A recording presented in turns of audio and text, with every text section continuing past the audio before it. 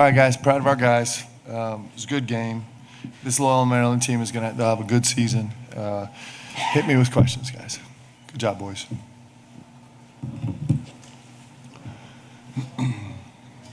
Coach, you've emphasized defense multiple times this season. Against Michigan State, your team allowed 83 points. Tonight, it was half as much. Can you just say something about your team's step forward defensively in spite of the losses? Well, I thought we were good in the gaps today. I thought we were good in the bottoms. I thought our shell principles were pretty good. We have to get better. We have to get better. And so this is an important night for us, and tomorrow is a really important practice, and it's going to be an every single day grind to get better, and we're going to get better. So we'll make progress every day, and I was proud of our guys for being really intentional about that today. Mark over here. You had to bear with me on this one. Short question. Are you all right? Because I asked that because, losing sucks. You take losing really hard. And your words in New York said, we're going to get this fixed. The body language, which you talk a lot about, kind of spoke differently. And I actually had people call me and say, is he okay? So I'm asking, you okay? You're asking if I'm sick? No. Are you okay? No, but we need to play better. We got to get better. And we will stop at nothing to get better. And there was nothing that'll stop us from getting better. And we won't sleep, we won't eat, we won't do anything until we get better. We're going to get better. And so, and that's going to take every ounce of our soul to do it. And there is nothing that will stop us from getting better and achieving what we're going to achieve this year. And so if you feel anything from me, feel that. I might not sleep as much. That's great, because this is the greatest opportunity and a great group of guys. And our destiny is to do something really special, and we're far, far from that. It's not acceptable. And so I appreciate you asking, but yeah, I'm great. I actually am. This is actually my happy space right now. The determination to get down in the mud and grow and do it sleeplessly and relentlessly and get better every single day and push every single button and try every single new thing. That's actually how you build something great. And we're in it now, and we're not leaving it. We're in it. We're going to push it, and we're going to make progress. So I'm actually better than okay. Like I said, this is my heaven right here. It's hard, but we have something really good here, and we're going to make sure we get there. Thanks for your concern. Mark, Cam Williams through 6 games is the only player on your team to not hit negative in the plus-minus category. He leads in 3 of those games in that category. What is it about him as a player that makes him so successful on the court, even in the games where he's not scoring as much? He's been interesting since the get-go. His stat line, since the get-go in practice, his stat line has been really interesting. He just shows up in every category of the stat line. And so, he's got a ton of growth he's got to do. He's got to become more vocal. He's got to understand us better. He's got to be more physical. The physicality of the game is something that's haunting me right now, that we're going to go find answers to, and that's a place where he's going to have to go. He's got to get more comfortable offensively because he's got a huge offensive game, but he's determined. He's got a little bit of Kobe Bryant vibe where Kobe early in the season was reluctant to get downhill and actually get into the dirty work of the physicality of the game in the paint. He actually was stubborn a couple of times getting downhill today. So he's a stat stuffer. He does it quietly sometimes, but we need him to be great. He's going to be great by the end of the season. He's got a long way to go.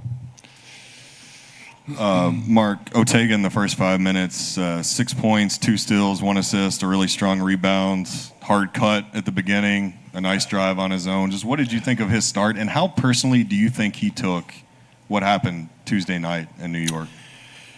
I think we all take it really personally. How can you not? That's what this is. It's the greatest thing in the world. It's mano a mano. There's nowhere to hide. There's not, one of the great things about our job, it doesn't actually matter what anyone says because there's just the truth of the scoreboard. It's just the reality for all of us. So I think he took it personally. I think our whole team takes it personally. And we know we're not in a great spot right now, and we have to get better. It's actually exhilarating. And so I was more interested in him in the second half. I felt like his first stretch in the second half wasn't quite as solid offensively, but we saw a couple possessions of Ortega away defense that we haven't seen, the passion and commitment defensively. That's where he's going to build his game. And so I felt like, welcome back, my friend. Let's go with that. Where you just refuse to let anybody get by you, and you don't need any help on a ball screen or a stag or anything else because you're just so physical dealing with it. That guy is our guy. And him finding that a little bit, maybe for the first time this season, meant a lot to me. So he had a couple good moments tonight, and we got to grow him. We got to grow him. He will, because he's a big time player, and he's just going to figure it out.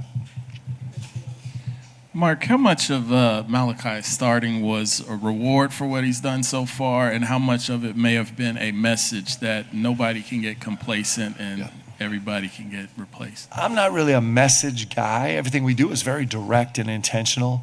With Mo out, we knew we had to change at the 4, and so we were going much smaller and much less like on the ground physicality, even though Cam has great length. And so I just felt like Malachi would complement him better. Malachi's been playing well. I thought maybe the best story of the night, guys, the story you look for is BG's response. I mean, he's an 11 rebound guy. I don't think he's done that all season, has he? Has he been an 11 rebound guy starting? And so that's the beautiful thing. You know what? If our guys, we got to go hang a banner. We got to go be great. We got to go beat a good team. We have to do all those things, right?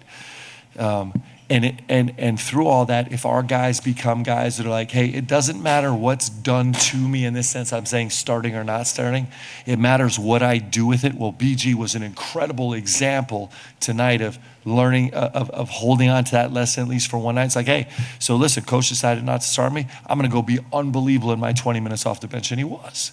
He wasn't perfect, but his effort was great, especially in the second half. And so the starting change was all those things. Coach, kind of going back to the starting lineup, I know you just answered a question on that, but in that lineup tonight, Colin hit more threes when that starting 5 was in together. He hit 4 of them there, and then Otega had that run. With the spacing that they had with Cam and Malachi out there together, is that kind of getting back into more of that flow of the offense you talked about when you got here that could get up a ton of shots and have a ton of space and run up and down the floor? They were the 5 leading plus-minus guys as well. Yeah, it certainly is. It is more familiar to me for sure. But more importantly than that was just our intentionality. You know, one of my favorite plays in the first half was when Otega got downhill really hard and got to the baseline on the left, like right underneath the left block, and came to 2 feet and pivoted and threw a brilliant hook pass to Colin in the opposite corner. The fact that he saw it, the fact that he was disciplined enough to get to 2 feet, the fact that he was playing with huge force and aggressiveness to earn a great shot for his teammate is part of us that has been missing. And so I think, yes, for sure, partly the space, but I think our guys' intentionality, and that's a lesson we have to embrace and we have to learn. If we're going to be good, like, we have got to be a team that, like, is incredibly physical and forceful and aggressive to make plays for our team. And so I thought there was more of that than anything else in the first half, and the spacing helped a little bit. I have a 2-part question for you. Apologies. How close was Mo to being able to go tonight? And then when you played BG and Malachi together, what did you see from them? I think Mo could go if both his legs had fallen off. I just think he's that type of person, but I'm not going to put him out there till he's healthy. We did in practice yesterday. I think there's going to be some space in some ways for those 2 guys to be on the floor together. I think that BG is talented enough defender where he can really switch 1 through 4. I don't think we lose anything at all. I think we gain a lot with him defensively at the 4. The offensive side, we're in the process of figuring out how we can play those 2 bigs together. But for a team right now that's played, that has struggled against some physicality, there's a chance that that could be a lineup that could help us in minutes in a game. So I was happy to get a chance to put those guys out there together. Hey, Mark, I want to follow up on Daryl's question because we are worried about you. You do get so down after losses, and yet you seem to recover fairly quickly back to normal. So maybe this is a better question for Leanne, but what is your recovery process like immediately afterwards until 24 hours later? Well, I stunk after Michigan State. I was terrible. Like, I'm just, listen, guys, I'm a terrible, terrible loser. I'm the worst. Like, you know, maybe that disqualifies me from this position. I hate it with a passion that is maybe unknown on the planet Earth. I hate it. And especially here, like, we're representing, this is like, this jersey matters. This thing matters. And And sometimes, when you're holding back all your emotion, I think that was probably more of a manifestation of me after the Michigan State game. I was so proud of myself for not saying the things that I wanted to say, actually. And but we got a long slog ahead of us, and I'm hyped. I'm telling you, like this is my heaven space right here.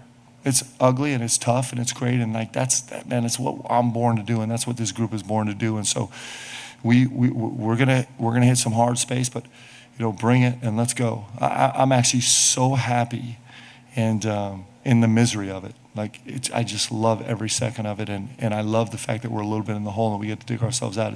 I think that's inspiring to me. I'm so good, guys. I'm really good. I'm pissy, but I'm good. Mark, just after everything this past week, a tough one, but getting out there late, felt like the guys were having some fun trying to get Walker the ball. We all still want to see him hit his first shot in college. Just how nice was it to kind of see that, especially after everything you've heard about your own team lately, but to see those guys having some fun out there and just, enjoying the end of this one? Yeah, it's really important that we monitor the joy in the gym. That hasn't been a space that's been great for us the last 10 days. Appropriately so. There's not a lot of joy in losing. Like, there's no joy there. The joy is in like growing and becoming something, and so, but it's really important. And listen, this group is going to take care of each other. We're going to learn to take care of each other. We're going to learn to fight for each other in a really epic way. We're not there yet. We don't deal with the physicality of the game well. We don't deal with the intensity of the game well yet. Those are yets. Like yet is the most powerful 3-letter word in the world, right? We're not doing those things yet, but we will. And it's going to be fun. I can't wait till we get there. Mark, to end the Michigan State game, you had 13 total assists as a team tonight. You got 13 assists in the first 17 minutes. What did you see from your guys tonight just playing for each other and together as a team? Well, two things. One, Michigan State is a terrific defensive team, and so they didn't allow us to a lot. But we actually were so indecisive in that game that it was paralyzing. And I thought we were more free and decisive today. The way we play is incredibly demanding of making decisions. And so here you have to make a decision, be aggressive at implementing it, and then live with the outcome. And we have all kind of methodology to buy ourselves more time to make a decision, but we don't buy ourselves time to make a decision by freezing or stalling. And so that was really disappointing in the Michigan State game, and epically disappointing. Our guys were better tonight. Yeah. Mark, all the stuff you said you wanted to say in New York and didn't, you can tell me. I won't tell you. I know, you guys love that, but listen, I would be in jail probably. But my question, Leanne's daughter of a coach, what do you guys talk basketball at home at tough losses, wins, or is that kind of a safe zone? You got it. Here's the mic.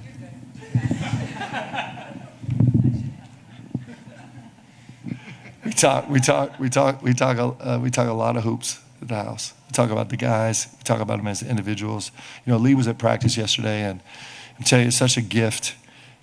I can't tell you how much it matters, especially when I'm in a space like this where I'm just gonna have to be hard driving. Like I'm gonna be hard driving. We have to, and the guys have to embrace it. And so it was really great for me. Sat down after practice yesterday in the corner where we come out of the tunnel, and Lee was at practice, so I sat down at practice, and I was pretty salty, and every single one of the guys came by and stopped by and stopped and gave Lee a hug, and then had a full-on individual, one after another. It was like a train going through over the course of a half an hour conversation about their family and their life and their new haircut and their girlfriend and the whole thing, and that's.